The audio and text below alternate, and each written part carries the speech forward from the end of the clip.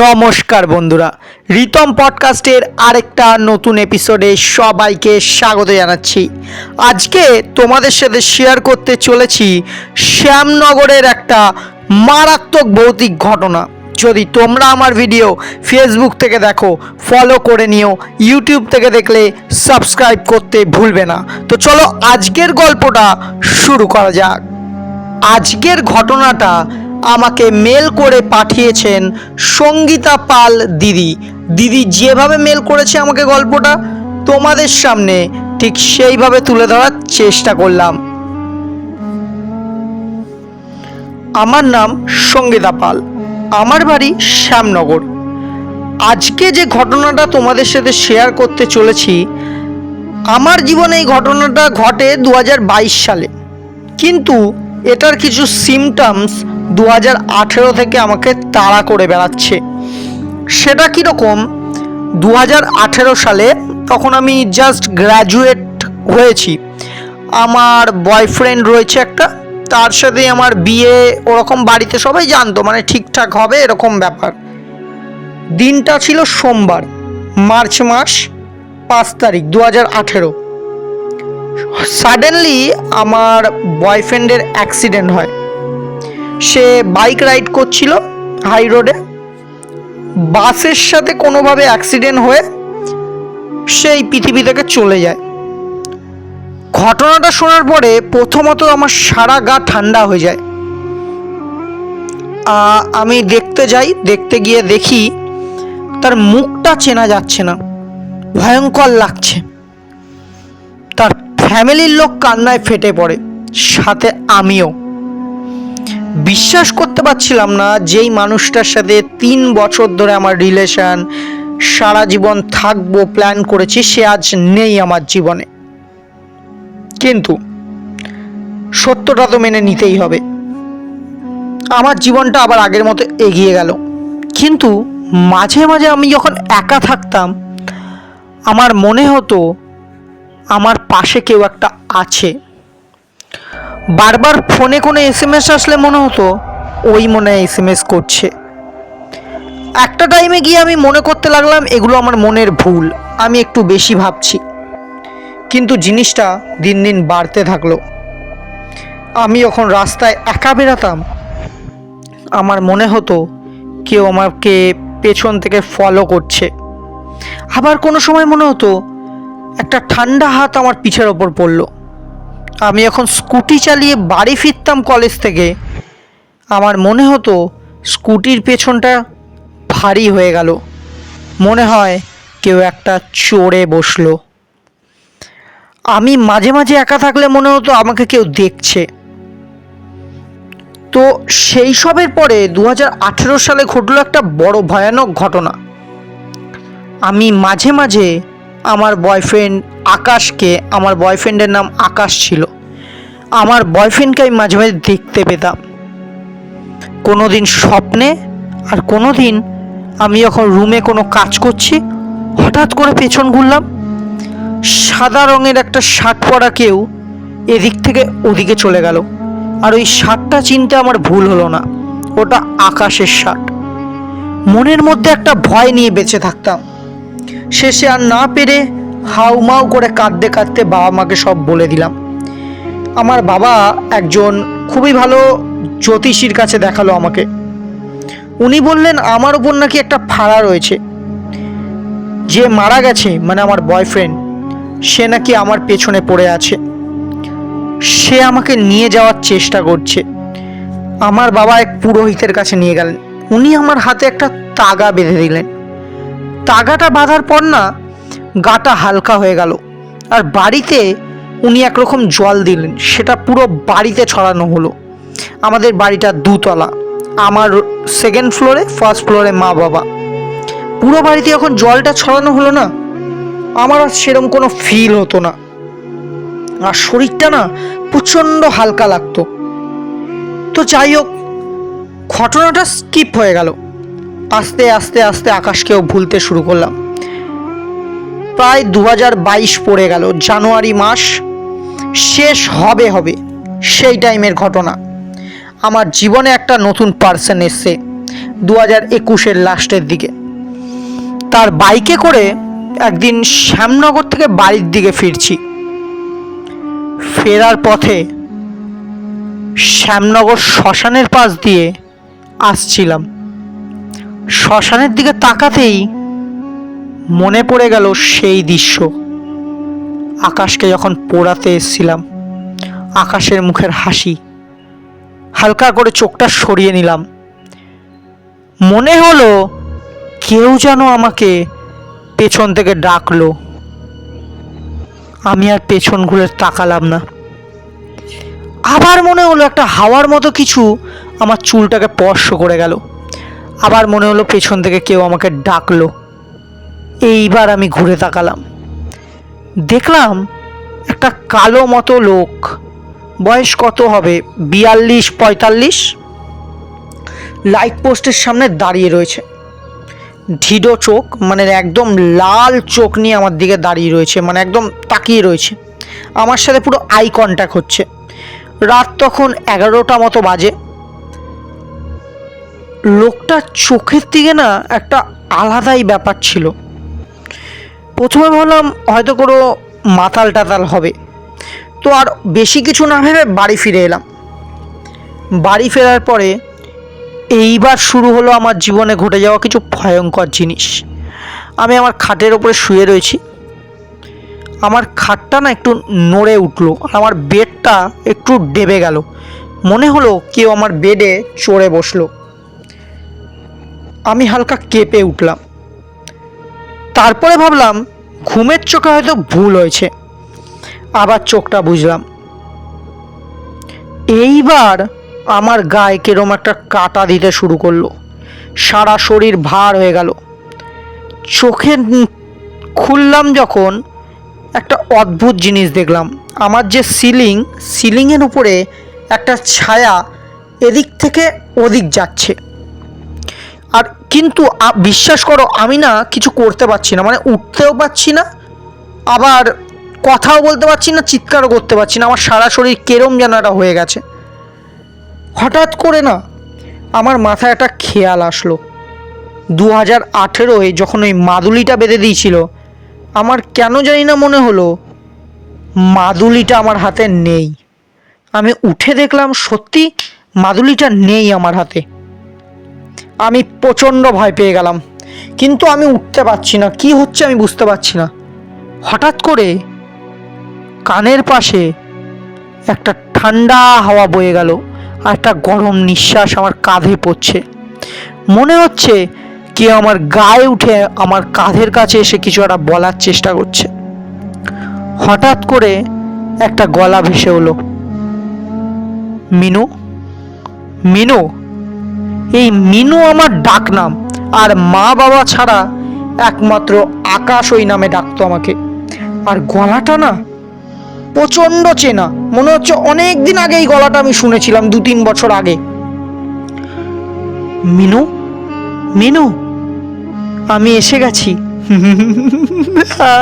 আমি এসে গেছি মিনু।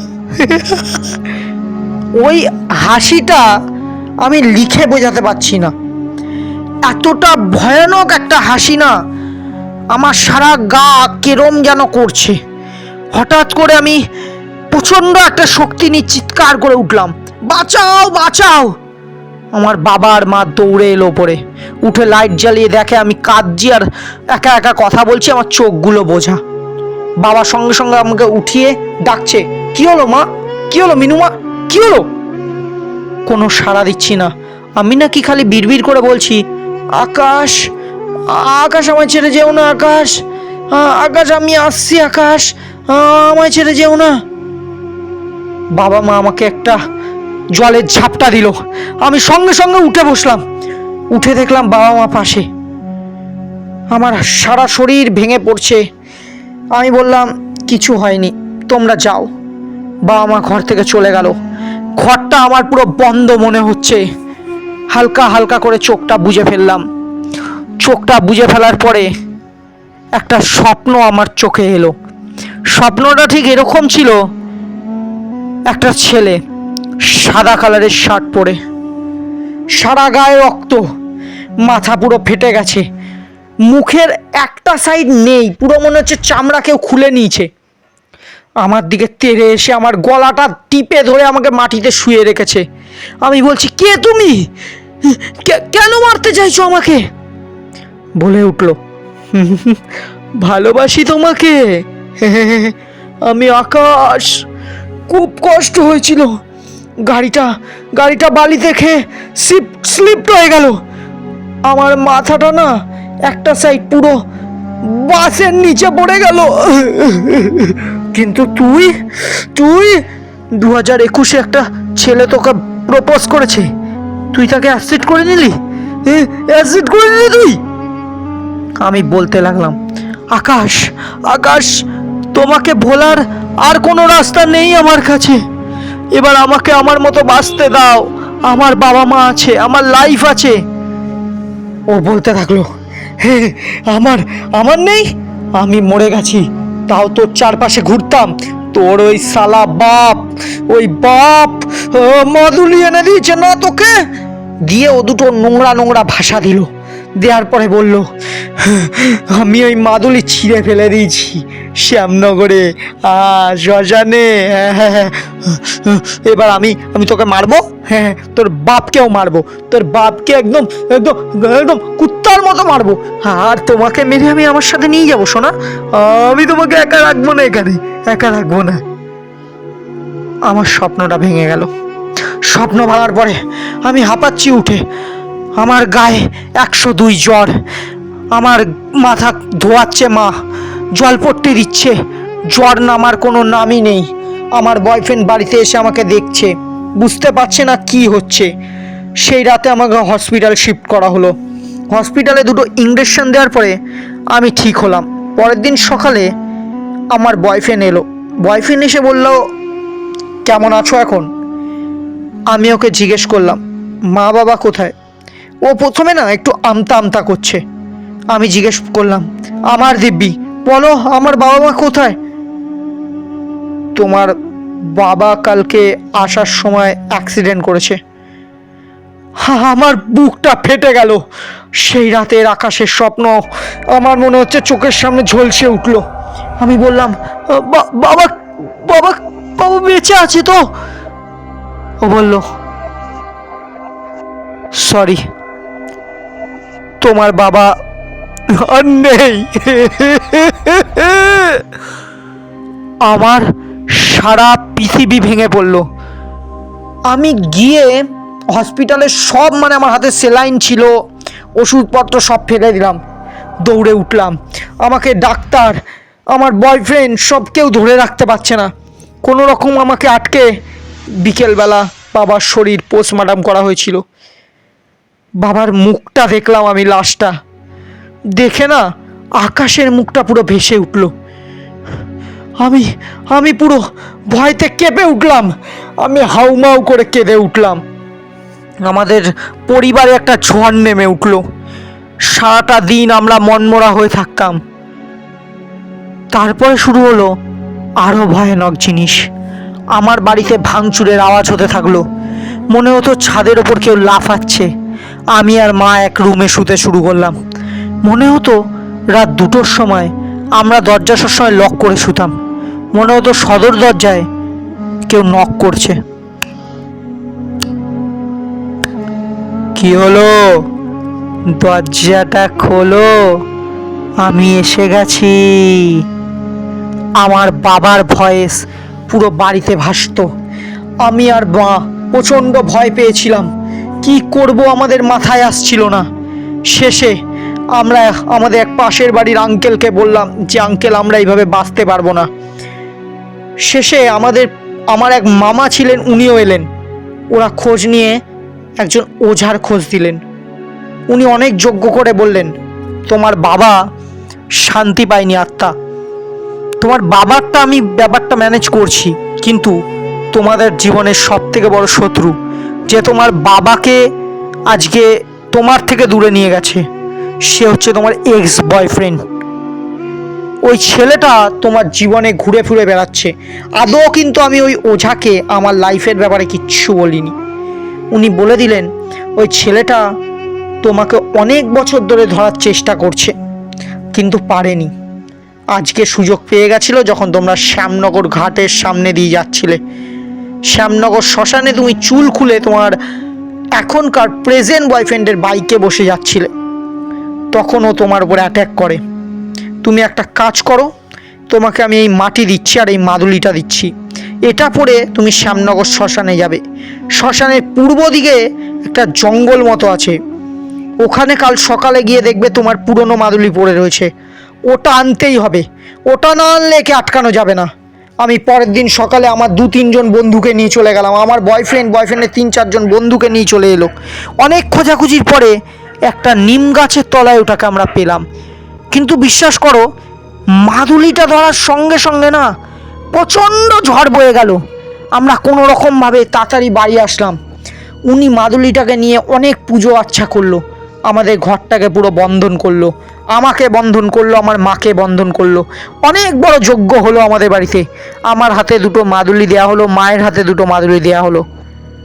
তারপর আস্তে আস্তে জিনিসটা নর্মাল হয়ে গেল। আমি আর কোনো দিনও না আকাশ না বাবা কাউকে দেখিনি বা ভয় পাইনি। আর আমাদের লাইফটা এখন আগের মতো আবার কন্টিনিউ হচ্ছে। এখন আমি বিবাহিত, আমার প্রেজেন্ট বয়ফ্রেন্ড এখন আমার বর। যাই হোক, এই ছিল আমার লাইফে ঘটে যাওয়া একটা ছোট্ট কিন্তু অনেক ভয়ানক একটা ঘটনা। যদিও আমার ভালো লাগে, তোমার শ্রোতাদের অবশ্যই পড়ে শুনিও রিতম। আজকের জন্য এইটুকু, থ্যাংক ইউ। তো ফার্স্ট অফ অল, গল্পটা ছোট হতে পারে, আজকের গল্পটা কিন্তু আমার দারুণ লেগেছে। অত্যাধিক মানে একটা ভয় মানুষের মধ্যে কিভাবে কাজ করে। ভাবো তুমি একা রয়েছো ঘরের মধ্যে, তোমার ঘরে কেউ নক করছে, কি হলো দরজাটা খোল, আমি এসে গেছি। তো দারুণ দারুণ, জাস্ট দারুণ। তোমাদের যদি গল্পটা ভালো লেগে থাকে আর ভয় পাইয়ে থাকে, তাহলে তোমার বন্ধুদের ভয় পাওয়ার সুযোগ করে দাও, শেয়ার করে ভিডিওটা লাইক শেয়ার সাবস্ক্রাইব করো। কমেন্টে বলো তোমার এই দিদির গল্প কেরম লাগলো। আরও এরম গল্প শুনতে চাইলে সাবস্ক্রাইবটা করে রেখো। আর হ্যাঁ, ডিসক্রিপশানে আমার মেল আইডি আছে, তোমার শোনা বা তোমার লাইফে ঘটে যাওয়া কোনো গল্প থাকলে আমাকে মেল করে পাঠাতে পারো, আমি রিতম।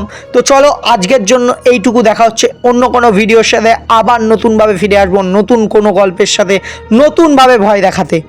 আজকের জন্য এইটুকু, টাটা।